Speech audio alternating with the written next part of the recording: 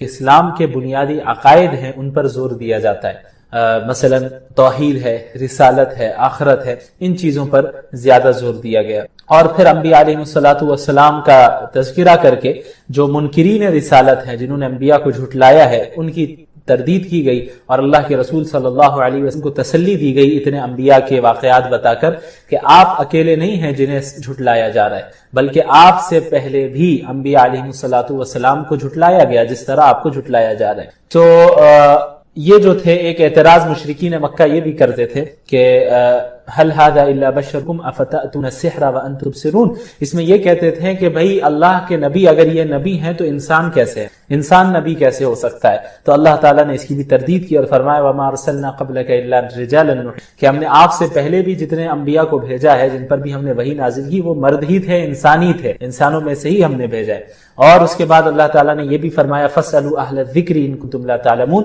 کہ تم اہل علم سے پوچھو اگر تمہارے پاس علم نہیں۔ تو معلوم ہوا کہ لوگوں کی دو قسم ہیں، ایک قسم وہ ہے جو غیر علماء جن کے پاس علم نہیں ہوتا، اور دوسری قسم وہ ہے جو اہل علم کی، جو علماء ہے جن کے پاس علم ہوتا ہے۔ تو جو غیر اہل علم ہے، جو غیر علماء ہے، جن کے پاس علم نہیں ہے، اللہ نے انہیں حکم دیا ہے کہ علماء سے سوال کیا کرو، علماء سے پوچھا کرو۔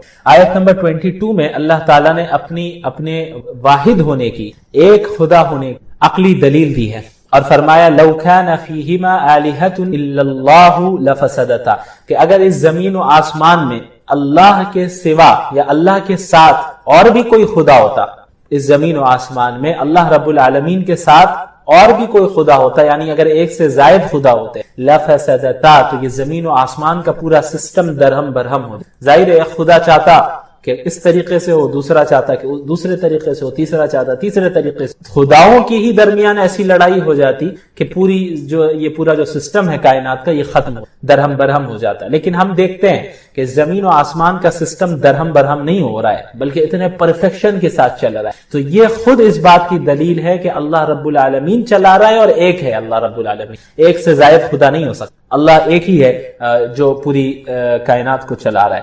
اس کے بعد آیت نمبر 35 میں اللہ تعالیٰ نے فرمایا کل نفس ذائقۃ الموت۔ ہوتا یہ تھا کہ مشرکین مکہ ایک دوسرے سے کہا کرتے تھے اور لوگوں سے بھی کہتے تھے کہ ہم علیہ باللہ محمد صلی اللہ علیہ وسلم کے موت کے منتظر ہیں، کہ جب ان کی موت ہو جائے گی تو ہم خوشیاں منائیں گے، علیہ باللہ وہ کہتے تھے۔ تو اللہ کے نبی صلی اللہ علیہ وسلم کے متعلق جب انہوں نے یہ باتیں کہی تو اللہ تعالیٰ نے اس آیت کا نزول فرمایا اور فرمایا کل نفس ذائقۃ الموت، یعنی ہر نفس کو موت کا مزہ چکھنا ہے۔ یعنی اگر آپ صلی اللہ علیہ وسلم کی وفات ہونی ہے یقیناً، لیکن یہ مشرکین تھوڑی بچ جائیں گے، تمہیں بھی تو مرنا ہے۔ جو تم مذاق اڑا رہے ہو رسول اللہ کا، تم مسلمانوں کا مذاق اڑا رہے ہو، تو آخر تمہیں بھی تو مرنا ہے۔ وَنَبْلُوكُمْ بِالشَّرِّ وَالْخَيْرِ فِتْنَةً، اور ہم خیر اور شر سے تمہیں آزمائیں گے۔ وَإِلَيْنَا تُرْجَعُونَ، اور تمہیں ہماری طرف لوٹ کر واپس آنا ہے۔ بہرحال اس کے بعد اللہ تعالیٰ نے آیت نمبر 47 میں اعمال کے وزن کرنے اور تولنے کا ذکر فرمایا وَنَضَعُ الْمَوَازِينَ الْقِسْطَ لِيَوْمِ الْقِيَامَةِ فَلَا تُظْلَمُ نَفْسٌ شَيْئًا، کہ انصاف کا ترازو اس دن قائم کیا جائے گا، انصاف کے ساتھ اعمال کو وزن کیا جائے گا، اور اس دن کسی بھی جان پر ظلم نہیں کیا جائے گا، جس نے جتنا جو کیا ہے اس کے مطابق اس کو جزا و سزا ملنی ہے، ایکسٹرا کسی کو سزا نہیں دی جائے گی۔ اس کے بعد آیت نمبر 51 سے اللہ تعالیٰ نے حضرت ابراہیم علیہ السلام کا قصہ بیان کیا۔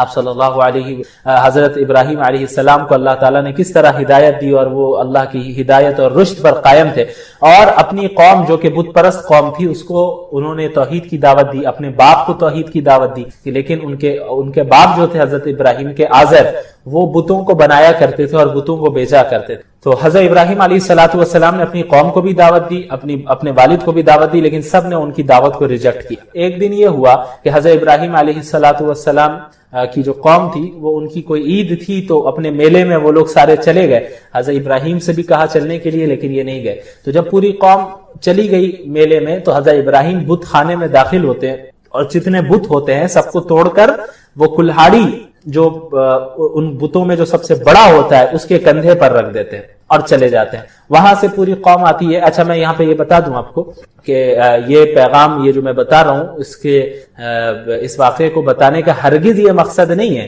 کہ مسلمان بھی یہ کام کرنے لگ جائے کہ مندروں میں داخل ہو کے کو توڑے، نہیں، یہ شرعاً جائز نہیں ہے کہ آپ کسی بھی عبادت گاہ کو نقصان پہنچائے، خصوصاً ایسی جگہ پر جہاں پر آپ کا غیر مسلموں کے ساتھ معاہدہ ہے۔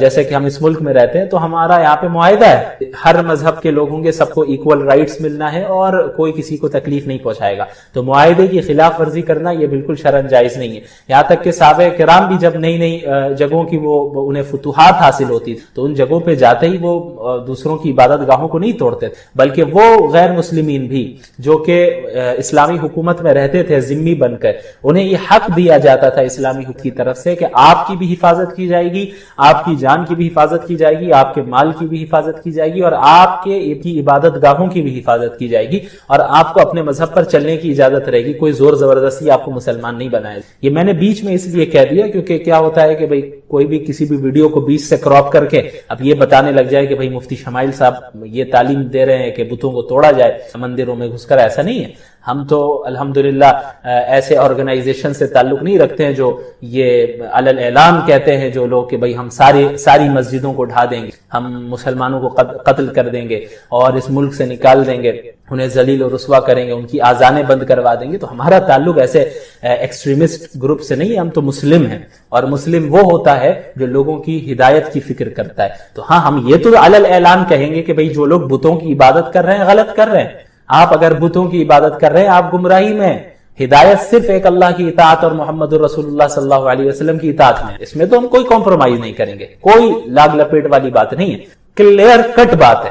اگر آپ کو کامیاب ہونا ہے ایک اللہ کی اطاعت کی، آپ کو کامیاب ہونا ہے محمد الرسول اللہ کی اطاعت کی، اس دین کو، دین اسلام کو چھوڑ کر آپ کسی بھی مذہب کو اختیار کریں گے آپ باطل پر ہیں، یہ میں صاف کہہ رہا ہوں۔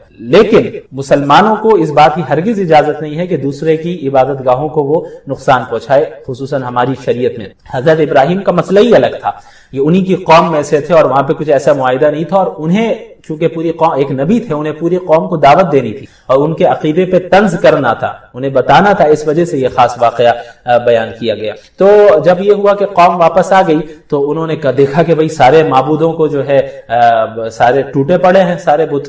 لوگوں نے کہا کہ یہ ابراہیم نے ہی کیا ہوگا، ابراہیم جو ہے ہمارے بتوں کے خلاف بات کرتا ہے۔ تو انہیں بلایا گیا حضرت ابراہیم علیہ السلام کو اور ان سے پوچھا گیا کہ بھئی آپ نے کیا یہ انت فعلت ھذا بآلہتنا یا ابراہیم؟ حضرت ابراہیم فرماتے نہیں، قال کبیرہم ھذا فاسألوہم، یہ جو بڑا بت ہے جس کے اوپر کلاڑی انہوں نے کندھے پہ رکھ دی تھی، انہوں نے کہا کہ اس بت نے سب کو توڑ دیا۔ تو سب کہتے بھئی اب ہم اس سے کیسے پوچھیں گے، یہ کیسے توڑ سکتا ہے، اس سے کیسے بات کریں گے؟ تو حضرت ابراہیم نے کہا تو پھر عقل نہیں ہے تمہارے پاس، کیسے عبادت کرتے ہو تم ایسی چیزوں کی جو اپنے نفع و نقصان کی مالک نہیں ہے وہ چیز، تم کیوں عبادت کرتے ہو؟ تو پھر بہرحال قوم غصے میں آئی اور حضرت ابراہیم علیہ السلام کو انہوں نے یہ فیصلہ کیا کہ آگ میں ڈالا جائے اور انہیں سزائے موت دے دی جائے۔ تو پھر انہیں آگ میں ڈالا گیا، لیکن اللہ نے فرمایا قلنا یا نار کونی بردن وسلاما علی ابراہیم، کہ اللہ تعالیٰ نے آگ کو حکم کیا کہ تم ٹھنڈی ہو جاؤ۔ حضرت ابراہیم کو آگ نقصان نہیں پہنچا سکی اللہ کے حکم سے، نبی تھے، یہ معجزہ تھا ظاہر ہے۔ اب ضروری نہیں ہے کہ ہر مسلمان کے ساتھ ایسا ہو، یہ اللہ تعالیٰ معجزات کو ہر وقت تو نہیں صادر فرماتا، یہ حضرت ابراہیم کے ساتھ ہوا۔ اب اگر پھر بعد میں کتنے ایسے مسلمان رہے، کتنے ایسے اللہ کی طرف دعوت دینے والے رہے کہ صرف اسلام کی بنیاد پہ انہیں زندہ جلا دیا گیا اور جل گئے، ختم ہو گئے، تو وہاں یہ نہیں کہا جا سکتا کہ بھئی حضرت ابراہیم کو تو بچایا گیا تھا ہمیں بھی بچایا جائے، نہیں، یہ معجزات کبھی کبھی ہوتے ہیں۔ یہ دنیا تو دارالاسباب ہے، یہاں کاز اینڈ ایفیکٹ کا جو مسئلہ ہے وہ چلنا ہی ہے۔ اجر تو اصل موت کے بعد ملنا ہے، جو انعام ملنا ہے موت کے بعد۔ جو جل کر مر گئے مومن وہ شہید ہو گئے، شہادت کے درجے پہ فائز ہو گئے، اور جس آرام میں ابھی ہے، وہ جس عیش و عشرت میں ہم تصور بھی نہیں کر سکتے۔ وہ کہتے ہیں کہ بھئی کاش ہمیں واپس دنیا میں صرف اس لیے بھیجا جائے تاکہ ہم بتا دیں لوگوں کو مجھے اللہ تعالیٰ نے کیا کیا دیا ہے۔ تو اتنے آرام میں ہے وہ، ہمارے لیے ہمیں لگتا ہے کہ بھئی اس دنیا سے مر کے چلے گئے، وہ زندہ ہے اللہ کے یہاں۔ بل احیاء عند ربهم یرزقون، سارے وہ مسلمان جنہیں ظلماً قتل کیا جاتا ہے، چاہے ہندوستان میں ہو، فلسطین میں ہو، کہیں بھی ہو، جن کو قتل کیا جا رہا ہے، اس بنیاد پہ مارا جا رہا ہے کہ وہ مسلمان ہیں، انہیں خوشخبری ہو، آپ سب کو خوشخبری ہو جو اللہ کے راستے میں تکلیف جھیل رہے ہیں، آپ کے لیے اللہ نے وہ اجر رکھا ہے جو ہر ایک کو نہیں ملنا۔ بہرحال حضرت ابراہیم کو اللہ تعالیٰ نے محفوظ رکھا۔ اور اس کے بعد پھر آیت نمبر 78 میں حضرت داؤد اور حضرت اسماعیل علیہ السلام کا ذکر ہے۔ حضرت داؤد بھی نبی ہیں، حضرت اسماعیل بھی نبی۔ حضرت داؤد باپ ہیں حضرت سلیمان، حضرت داؤد اور حضرت سلیمان۔ حضرت داؤد بھی نبی ہیں، حضرت سلیمان بھی نبی ہیں، اور حضرت داؤد علیہ السلام باپ ہیں اور حضرت سلیمان بیٹے ہیں ان کے۔ ہوا یہ، اچھا دونوں اللہ کے نبی باپ بیٹے۔ ایک مسئلے میں دو لوگوں کا اختلاف ہوا یہ کہ ایک شخص کی بکریاں تھیں اور ایک شخص کے پاس کھیت ہے، تو جس شخص کی بکریاں تھیں اس کی بکریوں نے اس دوسرے شخص کے کھیت کو کھا لیا۔ تو اب دونوں میں لڑائی ہو گئی. اب دونوں پہنچے حضرت داؤد علیہ السلام کے پاس کہ بھئی آپ فیصلہ فرما دے. تو حضرت داؤد علیہ السلام نے یہ فیصلہ کیا کہ یہ معلوم کیا کہ بھئی دیکھو یہ جو کھیت کو اس کی بکریوں نے کھا لیا ہے، اس کھیت کی قیمت کیا بنتی. کھیت کی قیمت کو دیکھا گیا تو معلوم ہوا کہ بکریوں کی جتنی قیمت ہے اتنی ہی قیمت کھیت کی تھی. تو حضرت داؤد نے یہ فیصلہ کیا کہ بکری والے اپنی تمام بکریاں کھیت والے کو دے دے. اب یہ دونوں آگے چلتے ہیں سلیمان علیہ السلام کے پاس، یعنی حضرت داؤد کے بیٹے کے پاس آتے ہیں اور سیم کیس کو پیش کرتے ہیں کہ بھئی یہ معاملہ ہے، ایسا ایسا ہے، آپ فیصلہ فرمائیں. حضرت سلیمان علیہ السلام تھوڑا الگ فیصلہ فرماتے ہیں. وہ اس طریقے سے کہ وہ کہتے ہیں کہ بھئی جس کی بکریاں ہیں وہ یعنی جس کی بکریوں نے اس کا کھیت کھایا ہے وہ کھیت والے کو اپنی بکریاں وقتی طور پر دے، وقتی طور پر، اور جس کی بکریاں ہیں وہ کھیت والے کے کھیت میں کام کرے اور کھیت والا بکریاں چراتا رہے اور اس کے دودھ کو استعمال کرتا رہے اور بکری والا کھیت میں کام کرے یہاں تک کہ کھیت واپس اتنا ہو جائے جتنا اس وقت یعنی بکریوں کے کھانے کے وقت کھیتی تھی اور کھیت تھا وہاں پہ، اس کو اتنا وہ جب ہو جائے واپس تو اس کے بعد جو ہے اپنی بکریاں وہ واپس لے لے اور اس کو اپنا یہ جو ہے کھیت اس کو واپس کر دے. تو بہرحال یہ دو الگ الگ فیصلے تھے. تو اللہ تعالیٰ نے نہ حضرت داؤد کی تردید فرمائی اور نہ حضرت سلیمان کی تردید فرمائی. کیوں؟ کیونکہ ایک ایسا مسئلہ تھا جس میں اللہ کی طرف سے کوئی صریح نص یا آیت نازل نہیں ہوئی تھی کہ ایسے ہی فیصلہ کرنا ہوگا. یہ ایک اجتہادی مسئلہ تھا. حضرت داؤد نے اجتہاد کیا اور ایک فیصلہ کیا، حضرت سلیمان نے ایک اجتہاد کیا اور ایک فیصلہ کیا. تو اللہ تعالیٰ نے حضرت داؤد کے بھی فیصلے کو غلط نہیں کہا اور حضرت سلیمان کے فیصلے کو بھی غلط نہیں کہا، بلکہ اتنا کہہ دیا ففہمناہا سلیمان، کہ ہم نے سلیمان علیہ السلام کو اس مسئلے میں زیادہ سمجھ دی. یعنی حضرت سلیمان علیہ السلام کے فیصلے کو اللہ تعالیٰ نے پسند فرمایا کہ یہ زیادہ صحیح ہے، لیکن حضرت داؤد کے فیصلے کو غلط نہیں کہا کیونکہ اجتہادی مسئلہ ہے. اسی طرح معلوم ہوا کہ ایسے مسائل جس میں کوئی نص صریح موجود نہ ہو، صریح حدیث یا صریح آیت موجود نہ ہو، تو وہ اجتہاد والا مسئلہ ہوتا ہے جہاں پہ علماء اجتہاد کریں گے. تو اجتہادی مسائل میں جب دو نبی کے درمیان اختلاف ہو سکتا ہے تو اجتہادی مسائل میں علماء اور فقہا کے درمیان بھی اختلاف ہو سکتا ہے. تو جس طرح اللہ نے حضرت داؤد اور حضرت سلیمان میں سے دونوں میں سے کسی کو بھی غلط نہیں کہا، بلکہ یہ کہا کہ بھئی ہاں سلیمان علیہ السلام کی جو رائے ہے یہ بہتر ہے، ہم نے انہیں زیادہ سمجھ لی. تو اسی طرح فقہا کے درمیان کسی ایک مسئلے میں اختلاف ہو جائے کہ ایک کی رائے ہے ایک کی رائے ہے، وہ ایسا مسئلہ ہو جس میں اجتہاد کیا جائے گا، جس میں نص صریح موجود نہیں ہو، تو وہ عیب کی بات نہیں ہے، بلکہ فقہا اور علماء اجتہاد کریں گے تو ظاہر اختلاف ہو سکتا ہے اور یہ کوئی خلاف شریعت بات نہیں ہے. اگر خلاف شریعت بات ہوتی تو اللہ تعالیٰ یہاں پر حضرت داؤد کو غلط کہہ دیتے، لیکن ایسے نہیں کہا اللہ نے. اس کے بعد حضرت ایوب کا ذکر علیہ السلام، وَأَيُّوبَ إِذْ نَادَىٰ رَبَّهُ. حضرت ایوب علیہ السلام بھی بہت سی آزمائشوں سے گزرے، ان کا سارا ساز و سامان، گھر بار، اولاد سب ختم ہو گئے اور خود بڑی بیماری میں مبتلا تھے، لیکن اللہ تعالیٰ نے ان کو ایک نیک اہلیہ بھی دی، ان کی خدمت کر دی تھی. اور پھر ایک وقت آیا کہ تمام آزمائشیں ختم ہوئی اور اللہ تعالیٰ نے انہیں بہت نوازا. اس کے بعد حضرت یونس علیہ السلام کا ذکر ہے آیت نمبر 87 میں، وَذَنُّونِ إِذْ ذَهَبَ مُغَاضِبًا فَظَنَّ أَن لَّن نَّقْدِرَ عَلَيْهِ فَنَادَىٰ فِي الظُّلُمَاتِ أَن لَّا إِلَٰهَ إِلَّا أَنتَ سُبْحَانَكَ إِنِّي كُنتُ مِنَ الظَّالِمِينَ. حضرت یونس علیہ السلام کی قوم بھی شرک کیا کرتی تھی، انہوں نے انہیں دعوت دی اسلام کی طرف، توحید کی طرف، لیکن ان کی قوم نے انکار کیا. تو آخر میں حضرت یونس علیہ السلام نے فرما دیا کہ اب اگر تم ایمان نہیں لاتے ہو تو 3 دن کے بعد تم پر اللہ کی طرف سے عذاب آنے والا ہے، اللہ نے بتا دیا. اب جب 3 دن گزر جاتے اور آخری رات ہوتی ہے تو اللہ کے حکم کے آنے سے پہلے ہی حضرت یونس بستی سے نکل جاتے ہیں کہ بھئی اب اللہ کا عذاب آنے والا ہے تو ہم مومن ہیں اس لیے ہم نکل جائیں گے. جیسے انبیاء علیہ السلام کو حکم ہوا، حضرت لوط کو بھی حکم ہوا کہ بھئی آپ راتوں رات نکل جائیے کیونکہ صبح عذاب آنے والا ہے. تو ایسے ہی حضرت یونس کی قوم پہ صبح عذاب آنے والا تھا تو حضرت یونس رات میں ہی نکل گئے. لیکن ہوا یہ کہ ابھی تک اللہ کا حکم آیا نہیں تھا کہ آپ نکل جائیں، اللہ کے حکم آنے سے پہلے ہی وہ نکل گئے بستی. تو قوم نے بہرحال پھر توبہ کر لی تھی، ان پہ عذاب نہیں آیا تھا حضرت یونس قوم پر.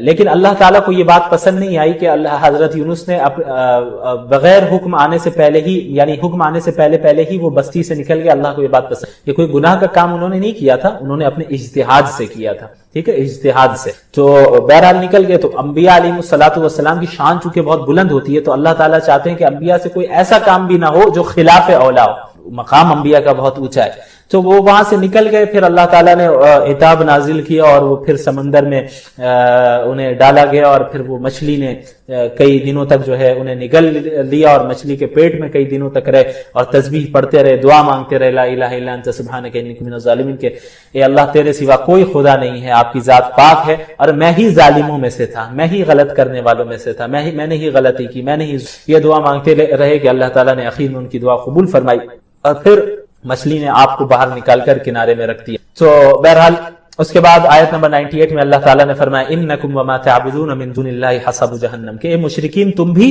اور جن کی تم عبادت کرتے ہو وہ سب جہنم میں۔ لیکن یہاں پہ ایک اعتراض ہو سکتا ہے کہ بھائی اگر بعض لوگ حضرت عیسیٰ کی عبادت کرتے ہیں، نیک لوگوں کی عبادت کرتے ہیں، تو نیک لوگ بھی جہنم میں جائیں گے؟ نہیں، ایسا نہیں ہوگا۔ اللہ نے آگے فرما دیا ان الذین سبقت لهم الحسنى اولئک عنها مبعدون، کہ جو جن کے بارے میں اچھا انجام اللہ نے مقدر کر دیا، جو نیک لوگ ہیں، اچھے ہیں، وہ جہنم، ہاں وہ جنہیں خدا بنایا گیا اور وہ بھی خدا بنواتے تھے اور خود مشرک تھے، وہ بھی جہنم میں رہیں گے اور ایندھن رہیں گے جہنم۔ اس کے بعد پھر رحمت للعالمین کا ذکر ہے، وما ارسلناک الا رحمۃ للعالمین، آیت نمبر 107۔ اس آیت میں اللہ کے نبی صلی اللہ علیہ وسلم کو بتایا گیا کہ آپ کو تمام عالمین کے لیے رحمت بنایا گیا، یعنی عالم انس ہو، انسانوں کے بھی نبی ہیں، جنوں کے بھی، عالم جمادات ہو، تمام عالم، ہماری گیلیکسی ہو یا دیگر گیلیکسیز ہو، پورے یونیورس کے لیے اللہ کے رسول صلی اللہ علیہ وسلم رحمت للعالمین اور نبی بنا کے۔ ابھی فکر کی جا رہی ہے، کوشش کی جا رہی ہے کہ بھئی مارس میں جا کے بسا جائے یا کہیں اور جا کے بسا جائے۔ آپ مارس میں چلے جائیں، جوپیٹر میں چلے جائیں، آپ مون میں چلے جائیں، کہیں بھی چلے جائیں، آپ جہاں بھی جائیں گے آپ شریعت کے تابع رہیں گے، اور آپ کے لیے آخری نبی محمد رسول اللہ ہوں گے صلی اللہ علیہ وسلم، کیونکہ اللہ تعالیٰ نے فرما دیا وما ارسلناک الا رحمۃ للعالمین، تمام عالموں کے لیے آپ کو رحمت بنا کے، صرف اس دنیا کے لیے نہیں، صرف پلانٹ ارتھ کے لیے نہیں، بلکہ پورے تمام عالمین کے لیے۔ اس کے بعد سورۃ الحج کی ابتدا ہوتی ہے، اس میں حج کے بنیادی ارکان اور احکامات بیان کیے گئے ہیں، اس لیے سورت کو سورہ حج کہتے ہیں۔ اس سورت کی ابتدا ہوتی ہے قیامت کی ہولناکی کے ذکر سے، یا ایھا الناس اتقوا ربکم ان زلزلۃ الساعۃ شیء عظیم، کہ اے لوگو اللہ سے ڈرو، اپنے رب سے ڈرو، قیامت کا جو زلزلہ ہوگا وہ بہت سخت ہونے والا ہے۔ اور اللہ نے فرمایا یوم تذہل کل مرضعۃ عما ارضعت، کہ اس دن جب قیامت کا زلزلہ آئے گا اور قیامت آ رہی ہوگی تو پھر ہر وہ عورت جو اپنے بچے کو دودھ پلا رہی ہوگی وہ اپنے بچے کو پھینک دے گی، بھول جائے گی، اور جو حاملہ عورت ہوگی وہ اپنے حمل کو ساقط کر بیٹھے گی، اور لوگوں کو دیکھ کے لگے گا کہ سب نشے میں ہیں، سب ایک دوسرے سے ٹکرا رہے ہیں اس زلزلے سے اور پھر اس قیامت کے آنے سے۔ لیکن اللہ نے فرمایا وما ہم بسکارا، لگے گا کہ نشے میں، لیکن وہ نشے میں نہیں ہوں گے، وہ اللہ کا عذاب ہوگا جو کہ بہت سخت ہونے والا ہے۔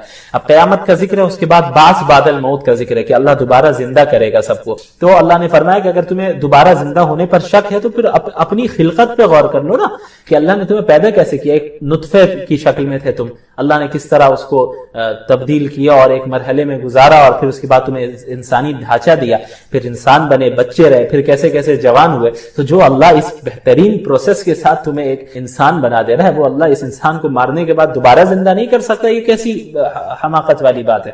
اس کے بعد اللہ تعالیٰ نے یہ بھی ذکر فرمایا وَمِنَ النَّاسِ مَن يَعْبُدُ اللَّهَ عَلَى حَرْفٍ، اللہ کے نبی صلی اللہ علیہ وسلم جب مدینے میں آ گئے تو بعض لوگوں نے صرف اس لیے اسلام قبول کیا تھا کہ دنیاوی فائدہ حاصل ہو گیا، تو اللہ نے ان کی تردید کی۔ اچھا، پھر جب دنیاوی فائدہ زیادہ حاصل نہیں ہوا تو اسلام سے پھر گئے وہ منافقین اور جو بھی کفار تھے، تو اللہ نے فرمایا کہ بھئی یہ ایسے لوگ ہیں جنہوں نے اپنے دنیا کو بھی ضائع کی اور آخرت کو بھی یہ ضائع کر بیٹھے۔ اس کے بعد حضرت ابراہیم علیہ السلام کا ذکر ہے کہ کعبے کی تعمیر کا حکم دیا گیا۔ حضرت آدم نے جو تعمیر کی تھی، دیکھیں کعبۃ اللہ کی جو سب سے پہلی تعمیر ہوئی تھی وہ حضرت آدم نے کی، یہ سب سے پہلا گھر ہے کعبۃ اللہ، اللہ کی عبادت گاہ کے طور پر۔ تو حضرت آدم نے جو تعمیر کی تھی وہ عمارت ڈہ گئی تھی، ختم ہو گئی تھی، تو اللہ تعالیٰ نے حضرت ابراہیم کو وہ جگہ بتا دی تھی کہ یہ ہے وہ بنیاد جہاں پر آپ کو دوبارہ کعبے کی تعمیر کرنی ہے، جہاں پر حضرت آدم نے پہلے کی۔ تو حضرت ابراہیم علیہ السلام نے کعبے کی تعمیر کی حضرت اسماعیل علیہ السلام کی مدد سے، اور پھر جب کعبے کی تعمیر مکمل ہو گئی تو اس کے بعد اللہ نے حکم دیا وَأَذِّن فِي النَّاسِ بِالْحَجِّ، کہ اب آپ لوگوں میں حج کا اعلان کر دیں۔ تو پھر حضرت ابراہیم نے مقام ابراہیم پر پتھر پر کھڑے ہو کر اعلان کیا کہ لوگوں اب حج کی طرف آ جاؤ، حج کرنے کے لیے آؤ۔ تو وہاں سے پھر حج کا سلسلہ شروع ہوا ہے جو آج تک جاری ہے۔ اس کے بعد قربانی کا ذکر کیا اللہ نے، لن ینال اللہ لحومها ولا دماؤها ولکن ینالہ التقوی منکم، کہ بقرعید میں ہم جو قربانی کرتے ہیں عید الاضحیٰ میں، اللہ فرما رہا ہے کہ ان جانوروں کا گوشت یا خون ہمارے پاس نہیں پہنچتا بلکہ وہ تمہارا تقوی ہے جو ہمارے پاس پہنچتا ہے۔ تو اللہ تعالیٰ کو ہم کوئی گوشت یا خون نہیں دیتے ہیں، اللہ تعالیٰ کو تو تقوی دیکھنا ہے کہ کس نیت کے ساتھ یہ اپنے جانوروں کی قربانی اللہ کے سامنے کر رہا ہے۔ یہ بھی یاد رہے کہ قربانی کا جو مقصد ہے وہ احراق الدم ہے، یعنی ذبح کرنا ہے، خون بہانا ہے، تو یہ مقصد کسی اور چیز سے پورا نہیں ہو سکتا۔ بعض لوگ کہتے ہیں کہ بھائی قربانی کے بجائے آپ اس پیسے کو چیریٹی میں دے دیں، کہیں اور دے دیں، یہ غلط بات ہے، چیریٹی آپ دیں الگ طور پہ، لیکن قربانی کا جو مقصد ہے وہ غریبوں کو کھانا کھلانا اولین مقصد نہیں ہے، یعنی یہ سیکنڈری چیز ہے کہ غریبوں کو کھانا کھلایا جائے، غریبوں کے گھروں میں گوشت پہنچے، یہ بھی مقصد ہے لیکن سیکنڈری مقاصد ہے۔ جو مقصد اول ہے وہ ہے ذبح کرنا، جانور کا خون بہانا اللہ کے لیے، اللہ کے سامنے، تو یہ مقصد تو چیریٹی دے کر پورا نہیں ہو سکتا، تو اس لیے قربانی کرنا یہ لازم ہے، جس کے اوپر بھی یہ قربانی واجب ہو اس کے لیے۔ اس کے بعد آیت نمبر 39 میں اللہ تعالیٰ نے فرمایا اذن للذین یقاتلون بانہم ظلموا وان اللہ علی نصرہم لقدیر۔ یہ وہ پہلی آیت ہے کہ مکہ مدینہ المنورہ میں ہجرت کرنے کے بعد جہاد اور قتال کی اجازت کے لیے جو سب سے پہلی آیت نازل ہوئی ہے بھئی ہے کہ اب جن سے اب تک قتال کیا جا رہا ہے جن مسلمانوں سے اور ان پر ظلم کیا جا رہا ہے، اللہ نے اب انہیں اجازت دے دی ہے کہ وہ بھی اب جنگ کر سکتے ہیں اور اللہ ان کی مدد پر قادر ہے۔ میں نے بتایا تھا کہ 15 سال تک مسلسل رسول اللہ صلی اللہ علیہ وسلم اور مسلمانوں پر ظلم و زیادتی ہوتی رہی، 13 سال مکہ المکرمہ میں، اور ہجرت کرنے کے بعد بھی مشرکین مکہ نے پیچھا نہیں چھوڑا بلکہ ان کو مدینے میں بھی تکلیف پہنچاتے تھے، اور پھر 15 سال کے بعد اب یہ اجازت مل گئی کہ ٹھیک ہے اب جو مظلوم ہیں ان کو اب لڑ کر اپنے رائٹس کو لینے کی اجازت انہیں مل گئی ہے، وہ لڑ سکتے ہیں ان کے مقابلے میں جو آپ سے لڑنے آ رہے ہیں۔ آیت نمبر 41 میں اللہ نے اسلامی ریاست کے اغراض اور مقاصد بتائے کہ اب ظاہر ہے اب جب قتال ہوگا، جہاد ہوگا، ظلم کے خلاف آواز اٹھائی جائے گی اور ظالموں سے لڑا جائے گا تو اللہ تعالیٰ فتوحات دے گا، تو اب اسلامی حکومت قائم ہوگی۔ تو اللہ نے فرمایا الذین ان مکناہم فی الارض اقاموا الصلاۃ وآتوا الزکاۃ وامروا بالمعروف ونہوا عن المنکر وللہ عاقبۃ الامور۔ یہاں پہ 4 مقاصد بیان کیے کہ جنہیں ہم اس زمین میں اقتدار دے دیتے ہیں، حکومت دے دیتے ہیں، مسلمانوں میں سے جو ایمان لے آئے وہ ہیں جو نماز کی پابندی کرواتے ہیں پورے ملک میں، نظام کی زکوٰۃ کے نظام کو قائم کرتے ہیں، نیکی کے کاموں کا حکم دلواتے ہیں اور گناہوں سے روکتے ہیں۔ اس کے بعد اللہ کے رسول صلی اللہ علیہ وسلم کو تسلی دی گئی کہ آپ کو جو انکار کرتے ہیں آپ پریشان نہ ہو، آپ دعوت کا کام کرتے رہیں۔ آپ سے پہلے بھی انبیاء علیہ السلام کو جھٹلایا گیا اور انہیں جو ہے طرح طرح کی تکلیفیں پہنچائی گئیں۔ آپ پر جو اعتراضات کرتے ہیں، جو ڈاؤٹس اسلام پہ رکھتے ہیں، شبہات اور اعتراضات ہوتے ہیں، آپ ان سے بالکل نہ گھبرائیں۔ پچھلے انبیاء کے ساتھ بھی یہ ہوا، اللہ تعالیٰ انہیں ختم فرمائے۔ آیت نمبر 73 میں معبودان باطلہ کی ایک بہترین مثال دی گئی۔ یا ایھا الناس، تمام انسانوں کو یہ خطاب کیا اللہ نے، چاہے مسلم ہو، ہندو ہو، کرسچن ہو، سکھ ہو، یہودی ہو، کہ کہیں سے بھی تعلق رکھتے ہو، کسی بھی مذہب سے تعلق رکھتے ہو، سب سے اللہ تعالیٰ نے یہ خطاب کیا۔ کیا؟ یا ایھا الناس، اے انسانوں، ضرب مثل فاستمعوا لہ، ایک مثال دی جا رہی ہے، اسے غور سے سن لو۔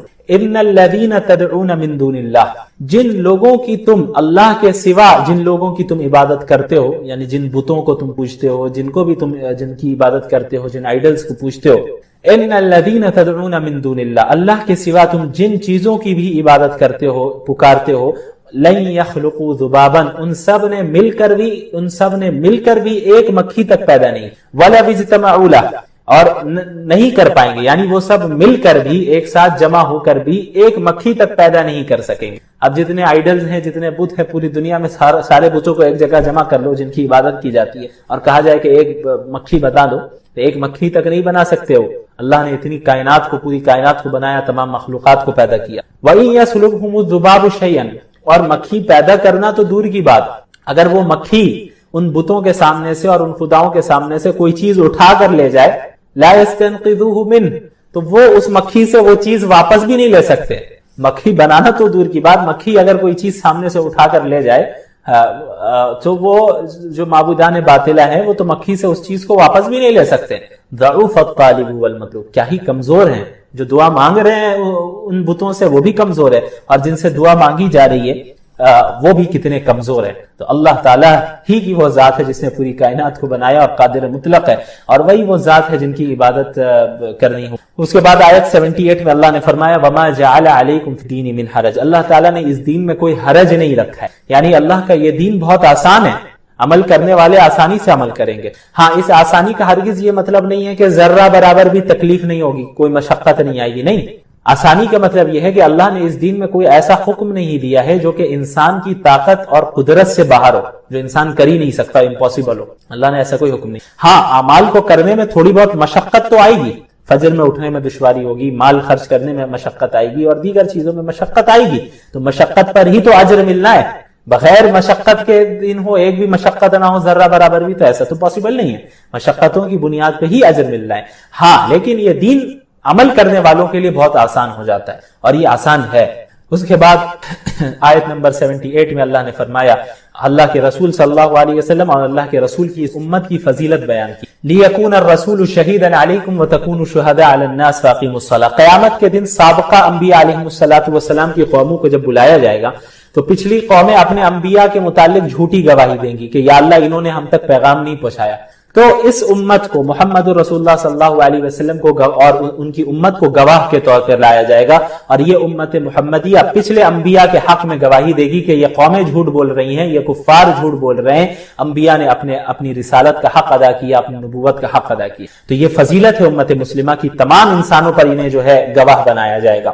تو جب یہ فضیلت ہمیں دی گئی ہے تو اس فضیلت کو برقرار رکھنے کے لیے اللہ نے فرما دیا فَأَقِيمُوا الصَّلَاةَ وَآتُوا الزَّكَاةَ وَاعْتَصِمُوا بِاللَّهِ، کہ نماز قائم کرو، زکات ادا کرتے رہو، نماز قائم کرتے رہو، اور اللہ کو تھامے رکھو، اللہ کے دین کو تھامے رکھو. مبتلا کیا گیا توہم پرستی، مبتلا کیا گیا یہاں تک کہ انسانوں کو انسانیت پرستی میں مبتلا کیا. اسی کے ساتھ ساتھ اللہ رب العالمین نے ہر زمانے میں ان فتنوں کا مقابلہ کرنے لیے رجال اللہ کو تیار کی، اور انبیاء علیہم السلام کی شکل میں اپنے بندوں کو مبعوث فرمایا، اور ان انبیاء علیہم السلام کے ساتھ ایسے افراد کو کھڑا کیا جنہوں نے مل کر باطل کا مقابلہ کیا، اور باوجود اسباب کی قلت کے، باوجود تعداد کی قلت کے، باوجود سخت ترین آزمائشوں کے، وہ عقیدہ توحید پر قائم رہے، اللہ کے دین پر قائم رہے، اللہ کے دین کی اطاعت کرنے والے رہے، اللہ اور انبیاء علیہم السلام کی فرما برداری کرنے والے رہے. ان کا نتیجہ کیا نکلا؟ ان کا نتیجہ یہ نکلا کہ اللہ نے انہیں اس دنیا میں بھی سرفراز کیا اور آخرت کی نعمتیں کے لیے تیار کی. اگر آپ محمد الرسول اللہ صلی اللہ علیہ وسلم سے پہلے کی قوموں کو دیکھیں، اس امت مسلمہ سے پہلے کی قوموں کو دیکھیں، محمد الرسول اللہ صلی اللہ علیہ وسلم کی بعثت سے پہلے جو انبیاء علیہم السلام مبعوث ہوئے، ان کی قوموں کو دیکھیں، ان کے ماننے والوں کو دیکھیں، اس زمانے کے موحدین کو دیکھیں، مومنین کو دیکھیں، مسلمین کو دیکھیں، تو آپ یہ پائیں گے کہ انہوں نے اس دین کی اطاعت کے لیے اور اس دین کی اشاعت کے لیے ہر طرح کی قربانی دی، اور ہر طرح کے چیلنجز کا اپنی استطاعت کے بقدر مقابلہ کیا. آپ اصحاب کہف کا واقعہ لے لیں، انہم فتیۃ آمنوا بربہم وزدناہم ھدا. وہ چند نوجوان تھے، وہ چند نوجوان تھے، وہ سن رسیدہ افراد نہیں تھے. یہ نہیں کہا گیا انہم شیوخ آمنوا بربہم وزدناہم ھدا، یہ نہیں کہا گیا انہم رجال آمنوا بربہم وزدناہم ھدا، نہیں، بلکہ کہا گیا انہم فتیہ آمنوا بربہم وزدناہم ھدا. وہ چند نوجوان تھے. کیوں؟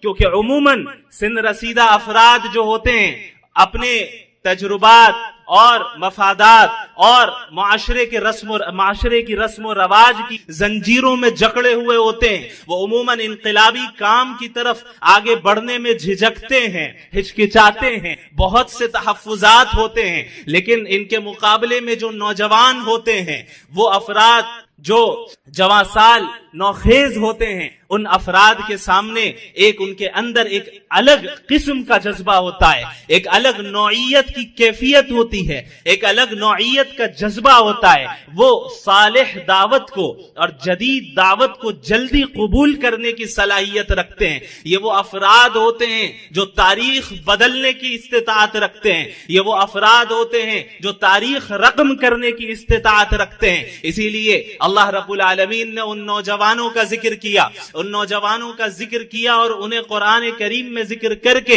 لافانی بنا دیا. اللہ نے فرمایا کہ انہم فتیۃ آمنوا بربہم وزدناہم ہدی. یاد کرو رومن امپائر کو، وہ طاقت، وہ امپائر، وہ حکومت، وہ سلطنت جسے خدائی کا دعویٰ تھا، جو یہ سمجھتی تھی کہ ہمارے سامنے کوئی نہیں ٹک سکتا، جو یہ سمجھتی تھی کہ ہم جو چاہیں گے وہ ہوگا اور ہم جو کرنا چاہیں گے وہ کر کے رہیں گے. ہم جو عقیدہ، جس عقیدے کی ہم اشاعت کریں گے وہ عقیدہ شائع ہو کر رہے گا. اگر ہمارے عقیدے کے خلاف کوئی عقیدہ اٹھاتا ہے، ہمارے عقیدے کے خلاف ہماری سلطنت میں کوئی اور عقیدے کا ماننے والا ہوتا ہے، ہم اسے ختم کر دیں گے، ہم اسے برباد کر دیں گے، ہم اسے ہلاک کر دیں گے، ہم اسے موت کی سزا دیں گے. ان نوجوانوں کو بلایا گیا، ان کو دربار میں بلایا گیا اور ان سے کہا گیا کہ تم نے حضرت عیسیٰ کی دعوت کو قبول کیا، تم نے عقیدہ توحید کو اختیار کیا، جبکہ تم پر لازم ہے کہ تم ہمارے عقیدے پر قائم رہو. انہوں نے کیا کہا؟ وہ گھبرائے نہیں، وہ حالات کی سنگینی سے گھبرائے نہیں، وہ مصائب اور آزمائش سے خوف زدہ نہیں ہوئے، بلکہ ان کا ایمان اور مضبوط ہوا اور انہوں نے کہا ربنا رب السماوات والارض لن ندعو من دونه الها لقد قلنا اذا شططا. ہمارا رب وہ رب ہے جو آسمانوں کا بھی رب ہے، جو زمین کا بھی رب ہے، ہم ہرگز اس کے ساتھ کسی کو شریک نہیں ٹھہرائیں گے. یہ کہنا اور سننا بڑا آسان ہے. ذرا آپ امیجن کیجئے، تصور کیجئے کہ وہ رومی سلطنت جہاں پر کوئی عقیدہ توحید اختیار نہیں کر سکتا تھا، وقت کے بادشاہ کے دربار میں ان چند نوجوانوں کو جنہیں انگلیوں میں گنا جا سکتا ہے، انگلیوں پر گنا جا سکتا ہے، ان افراد کو جمع کیا گیا. انہیں معلوم ہے کہ اگر ہم نے ان کے عقیدے کا انکار کیا تو ہمارا انجام کیا ہوگا، لیکن اس کے باوجود یہ ہرگز اللہ کے دین اور عقیدہ توحید سے پیچھے نہیں ہٹ. انہوں نے کھل کر اعلان کیا، اپنے رب کی بڑائی بیان کی کہ ہم اپنے رب کو مانتے ہیں، ایک اللہ کو مانتے ہیں. تمہاری طاقت، تمہاری حکومت، تمہاری سلطنت ہمیں موت کے گھاٹ تو اتار سکتی ہے، لیکن ہمارے دل سے ہمارا ایمان نہیں چھین سکتی، ہمارے دل سے عقیدہ توحید کو نہیں چھین سکتی. ہم دین پر قائم رہیں گے، دنیا کی کوئی طاقت ہمارا کچھ نہیں بگاڑ سکتی، چونکہ ہم نے ایک اللہ کو مانا ہے، ایک رب کو مانا ہے، اور وہ رب ہے. عموماً حکومتوں کو یہ زوم ہوتا ہے کہ رب ہم ہیں. فرعون کو یہ زوم تھا کہ رب ہم ہیں، رومن امپائر کو، پرشین امپائر کو یہ زوم تھا کہ رب ہم ہیں. آج امریکہ اور اسرائیل کو یہ زوم ہے کہ رب ہم ہیں. اللہ نے فرما دیا، ان کے زبانوں سے یہ الفاظ کہلوائے گئے، ربنا رب السماوات والارض. ہمارا رب وہ ہے جو آسمانوں کا بھی رب ہے، وہ زمین کا بھی رب ہے، اس کے سامنے کوئی خدا نہیں، اس کے برابر کوئی نہیں، اس سے آگے بڑھنا تو دور کی بات، اس کے برابر بھی کوئی نہیں. وَلَمْ يَكُنْ لَهُ كُفُوًا أَحَدٌ. اسی طرح دیگر انبیاء علیہم السلام کی قوموں نے اشاعت دین کے لیے جد و جہد کی، اشاعت دین کے خاطر ہر طرح کی قربانیاں دی. آپ حضرت نوح علیہ السلام کو لیں، حضرت ابراہیم علیہ السلام کو لیں، پوری زندگی آزمائشوں میں گزری، تب جا کر یہ مقام ملا کہ انی جاعلک للناس اماما، کہ اے ابراہیم ہم تمہیں تمام انسانوں کے لیے امام بناتے ہیں، تم امامت کے منصب پر فائز ہو. یہ یوں ہی یہ امامت نہیں مل گئی، یہ منصب یوں ہی نہیں مل گیا، بلکہ یہ منصب ملا قربانیوں کو جھیلنے کے نتیجے میں، یہ منصب ملا استقامت سے دین پر قائم رہنے کے نتیجے میں، یہ منصب ملا اللہ کی اطاعت کرنے کے نتیجے میں، یہ منصب ملا اللہ کے احکامات کو اپنے نفسانی خواہشات پر ترجیح ترجیح دینے کے نتیجے میں یہ وہ مقام و مرتبہ حضرت ابراہیم کو حاصل ہوا۔ اسی کے ساتھ ساتھ اس کے بعد بھی جو قومیں آئیں بنی اسرائیل میں وہ افراد جو مومنین تھے، موحدین تھے، حضرت موسیٰ کے ماننے والے تھے، حضرت عیسیٰ کے ماننے والے تھے، اور بنی اسرائیل کے دیگر انبیاء علیہ السلام کے ماننے والے تھے۔ ان کے واقعات بھی محمد الرسول اللہ صلی اللہ علیہ وسلم نے بیان کیے۔ آپ ذرا غور کریں اور موجودہ زمانے اور خصوصاً ہمارے ملک کے حالات کے سے کمپیر کریں، تقابل کریں، اور آپ دیکھیں کہ ہمارے حالات اتنے سنگین ہو گئے ہیں۔ جن سنگین حالات سے انبیاء گزرے، جن سنگین حالات سے صحابہ کرام گزرے، اللہ کے نبی صلی اللہ علیہ وعلی آلہ وصحبہ وسلم نے فرمایا کہ تم سے پچھلی قوموں کے موحدین اور مومنین کو آرے کے ذریعے ان کے جسم کو چیر دیا جاتا اور کاٹ دیا جاتا، لیکن پھر بھی یہ چیز انہیں توحید کی نعمت سے پیچھے ہٹنے نہیں دیتی، پھر بھی یہ چیز انہیں توحید عقیدہ توحید سے پیچھے نہیں ہٹاتی۔ آپ صلی اللہ علیہ وسلم نے فرمایا کہ لوہے کی کنگھیوں کے ذریعے ان کے گوشت کو نوچا جاتا، یہاں تک کہ ان کے گوشت کو ان کی ہڈیوں سے الگ کر دیا جاتا، پھر بھی وہ توحید پر قائم رہے، پھر بھی وہ دین پر قائم رہے۔ وہ اس دنیا کی مصیبتوں سے گھبرائے نہیں، اس دنیا کی آزمائشوں سے گھبرائے نہیں، بلکہ استقامت کے ساتھ قائم رہے، یہاں تک کہ خود محمد الرسول اللہ صلی اللہ علیہ وعلی آلہ وصحبہ وسلم کی ذات وہ ذات ہے جنہیں اس دین کے خاطر سب سے زیادہ تکلیف پہنچائی گئی۔ تمام انبیاء علیہم السلام میں اگر سب سے زیادہ تکلیف اس دین کے راستے میں کسی نبی کو پہنچائی گئی تو وہ محمد الرسول اللہ صلی اللہ علیہ وسلم کی ذات ہے۔ آپ صلی اللہ علیہ وسلم نے مختلف آزمائشوں کو جھیلا۔ کیا آپ لوگوں نے رسول اللہ صلی اللہ علیہ وسلم کی سیرت کو نہیں پڑھا؟ کیا آپ نے ان کی مکی زندگی کا مطالعہ نہیں کیا کہ کس طریقے سے آپ صلی اللہ علیہ وسلم کو جسمانی تکلیف بھی پہنچائی گئی اور آپ صلی اللہ علیہ وسلم کو ذہنی تکلیف بھی پہنچائی گئی، اور ان تکلیفوں کو پہنچانے کا بنیادی مقصد یہ تھا کہ آپ شرک والے بن جائیں، آپ طاغوتی بن جائیں، آپ ایمان سے پھر جائیں، آپ عقیدہ توحید کی دعوت دینا چھوڑ دیں، آپ اس توحید کی دعوت نہ دیں جس توحید کی دعوت کو دے کر اگر لوگوں نے اس دعوت کو قبول کر لیا تو ہماری دکانیں بند ہو جائیں گی، ہماری حکومتیں خطرے میں پڑ جائیں گی۔ آپ ایسا نہ کریں، اگر آپ ایسا کریں گے تو ہم آپ کو جینے نہیں دیں گے۔ آپ صلی اللہ علیہ وسلم کو طرح طرح کی تکلیفیں پہنچائی گئی۔ ایک مرتبہ آپ صلی اللہ علیہ وسلم کعبہ کے سامنے نماز ادا کر رہے ہیں کہ بعض بدبخت مشرکین اٹھے اور اونٹ کی اوجھڑی کو لا کر آپ صلی اللہ علیہ وسلم کے اوپر ڈال دیا۔ آپ صلی اللہ علیہ وسلم اس کے بوجھ سے اٹھ نہیں پا رہے تھے۔ ایک مرتبہ آپ صلی اللہ علیہ وسلم حتیم میں نماز ادا کر رہے ہیں، آپ صلی اللہ علیہ وسلم کے گلے میں پھندا ڈالا گیا اور اسے کھینچا گیا، یہاں تک کہ آپ صلی اللہ علیہ وسلم کے گلے پر اس کا نشان پڑ گیا، اور آپ صلی اللہ علیہ وسلم نے اور صحابہ کرام کو اور آپ کے ماننے والوں کو اور آپ کے خاندان والوں کو طرح طرح کی اذیتیں پہنچائی گئی۔ 3 سال تک بوائکاٹ کیا گیا، 3 سال تک مقاطعہ کیا گیا۔ شیب ابی طالب میں صورتحال یہ ہو گئی کہ پتے کھانے پڑ رہے ہیں، صورتحال یہ ہو گئی ہے کہ بچے بلبلا رہے ہیں، رو رہے ہیں، کھانے کے لیے غذا موجود نہیں ہے، پینے کے لیے پانی موجود نہیں ہے۔ اس طرح کی صورتحال مسلمانوں کے ساتھ قائم کی گئی۔ اس طرح کی صورتحال کا سامنا خود اس نبی کو کرنا پڑا جس نبی کو اللہ رب العالمین کے نزدیک جو مقام انہیں حاصل ہے وہ ہم اچھے طریقے سے جانتے ہیں۔ اس کے علاوہ کس طریقے سے آپ صلی اللہ علیہ وسلم کو طائف کی وادیوں میں لہو لہان کیا گیا۔ آپ صلی اللہ علیہ وسلم اس امید کے ساتھ طائف گئے کہ اتنے سالوں سے میں مکہ المکرمہ میں دعوت دے رہا ہوں، اتنے سالوں سے میں توحید کی دعوت دے رہا ہوں، یہ لوگ نہیں مان رہے ہیں، میں تو ان کی خیر خواہی کر رہا ہوں، میں ان کی خیر خواہی کے خاطر انہیں دین کی دعوت دے رہا ہوں۔ میں دین کی دعوت اس لیے نہیں دے رہا کہ مجھے کوئی اجر ملے گا، دنیاوی اجر ملے گا، اس لیے نہیں دے رہا کہ مجھے کوئی دنیاوی مال ملے گا یا کوئی دنیاوی غرض ہے، بلکہ اس لیے دے رہا ہوں کہ یہ جہنم سے بچ جائیں، یہ جہنم کی آگ سے بچ جائیں۔ لیکن یہ ہماری دعوت قبول نہیں کر رہے ہیں، شاید طائف والے قبول کر لے، شاید طائف والوں کے قبول کر لینے سے مسلمانوں کو تقویت مل جائے، وہ مسلمان جو مظلوم ہیں، انہیں طرح طرح کی آزمائشوں کا مکہ المکرمہ کی سرزمین میں سامنا کرنا پڑ رہا ہے، شاید انہیں تقویت مل جائے، شاید وہ ظلم و زیادتی اب ختم ہو جائے۔ امید کے ساتھ اللہ کے نبی صلی اللہ علیہ وسلم نے طائف کا رخ کیا. لیکن طائف میں کیا حال ہوا؟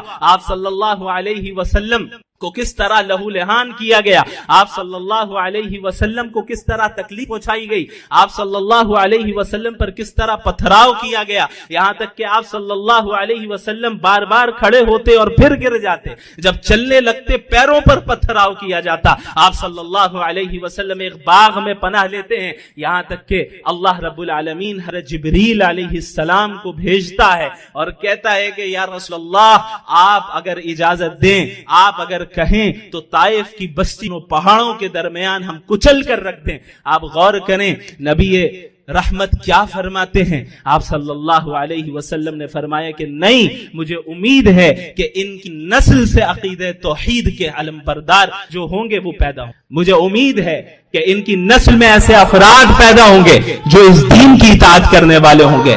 یہ وہ جذبہ داعیانہ جذبہ ہے، یہ وہ صفت ہے جو داعیانہ صفت ہے. ایک داعی مخالف نہیں ہوتا، ایک داعی مشرکین کے معاملے میں اس نوعیت سے اور اس ناحیے سے ہمدرد ہوتا ہے کہ ہم کیسے انہیں شرک سے انہیں جہنم کی آگ سے بچا لیں. ایک داعی وہ داروغہ بنا کر نہیں بھیجا جاتا، ایک داعی رحم کا معاملہ. اور یاد رکھیں یہ جو آیتیں میں نے آپ کے سامنے پڑھی، یا ایھا المدثر قم فانذر، اے لحاف میں لپٹنے والے کھڑے ہو جائیں اور اللہ کے عذاب سے لوگوں کو ڈرائیں. یہاں ڈرانے کے لیے انذار کا لفظ استعمال کیا گیا، جبکہ عربی زبان میں ڈرانے کے لیے مختلف الفاظ استعمال کیے جا سکتے تھے اور مختلف الفاظ اختیار کیے جاتے ہیں. مثلا تخویف کا لفظ استعمال کیا جا سکتا تھا، لیکن اللہ نے انذار کا لفظ استعمال کیا. مفسرین یہاں پر یہ نقطہ بیان کرتے ہیں،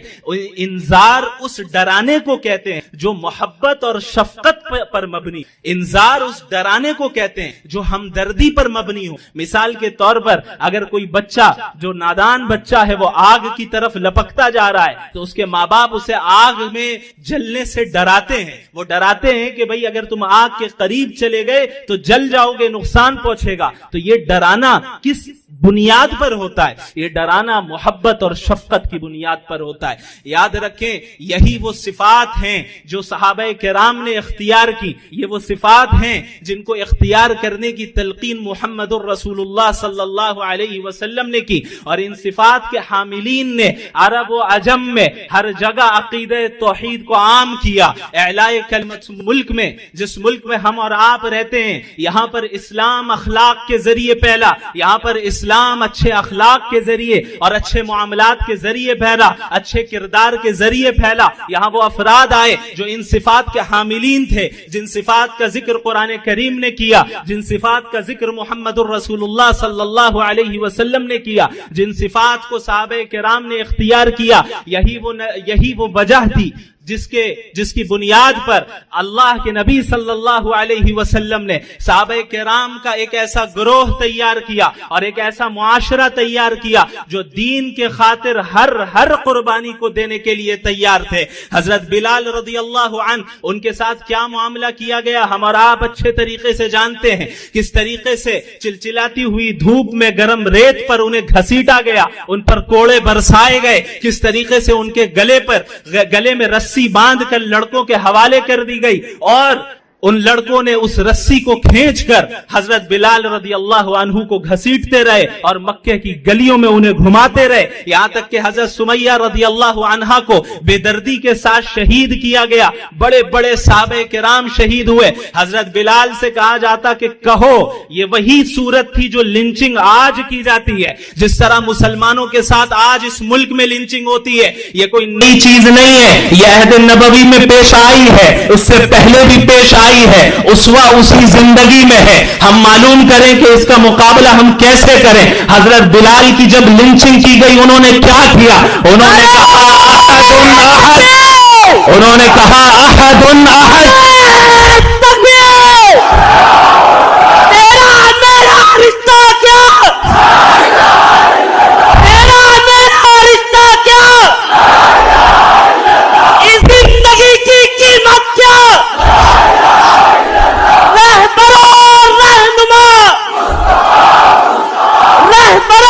رہنما جس طرح آج مسلمانوں کو کہا جاتا ہے کہ کہو جے شری رام، اسی طریقے سے حضرت بلال کو کہا گیا کہ لات و عزا کی بڑائی بیان کرو، وہ عقیدہ توحید پر قائم رہے اور کہتے رہے اللہ اکبر احد احد احد، ایک اللہ ہم تمام معبودان باطلہ کا انکار کرتے ہیں۔ رہنما تیرا میرا رشتہ کیا، کفر کی مصیبت کیا، ہم سب کی ہے شریعت کیا، کائنات کا مذہب کیا، اس دل کی حسرت کیا، تیری میری نسبت کیا۔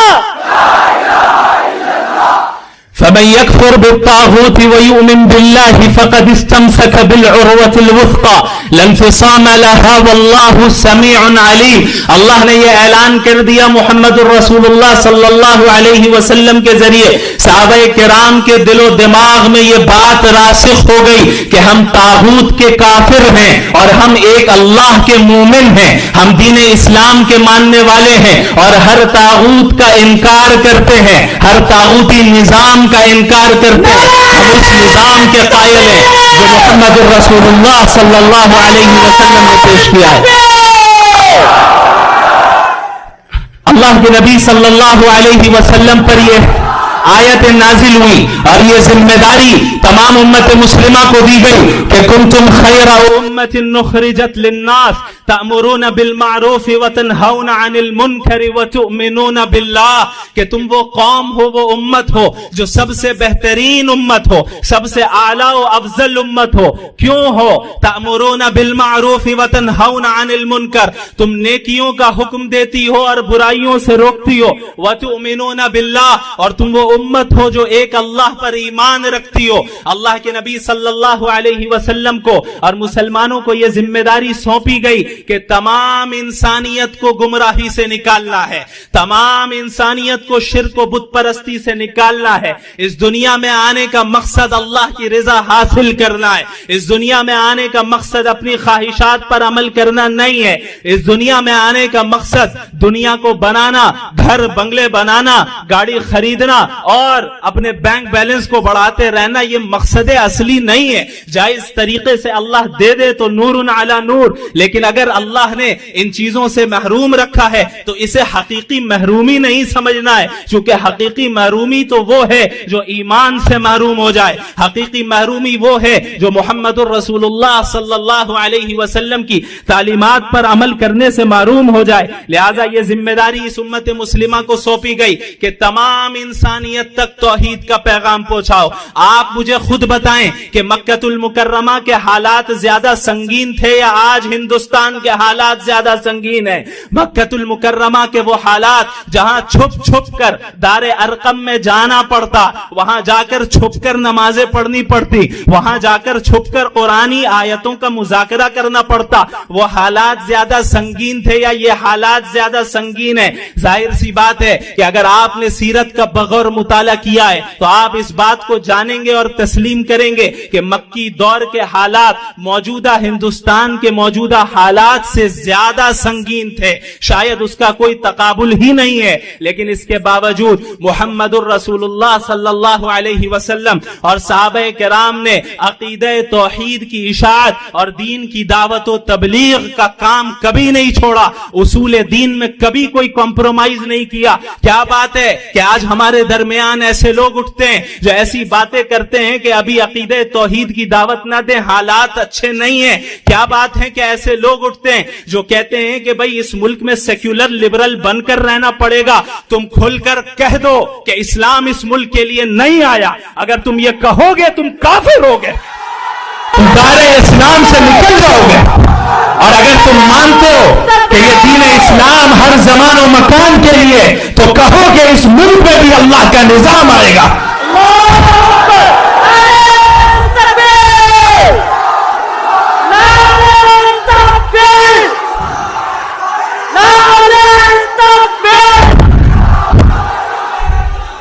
یہ ظاہر सी बात है कि जब हम हक की दावत देंगे तो आजमाइशें आएंगी।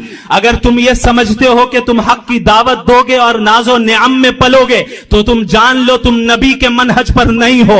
अल्लाह के नबी सल्लल्लाहु अलैहि वसल्लम ने फरमाया, अशद्दुन्नासी बलाअन अल अंबिया सुम्मल अमसलु फल अमसल। सबसे ज्यादा आजमाइश अगर किसी को आती है तो अंबिया अलैहिमुस्सलातु वस्सलाम को आती है, फिर उसके बाद दीन के एतबार से, आमाल सालिहा के एतबार से जो उनके करीब तर होता है उन पर आजमाइशें आती हैं। और यही वजह है कि जहां अल्लाह ने यह हुक्म दिया कि वतवासौ बिल हक,